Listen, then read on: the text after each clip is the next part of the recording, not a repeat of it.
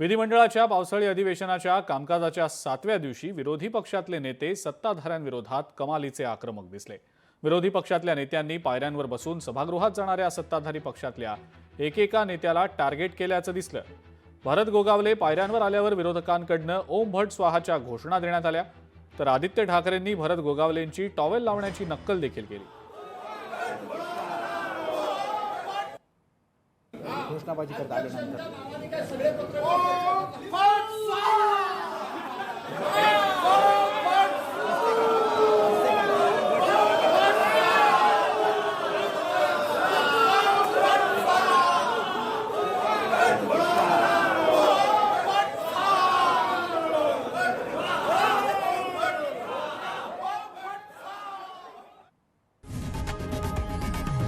लोकशाही मराठी ऐका, पहा, जागरूक रहा।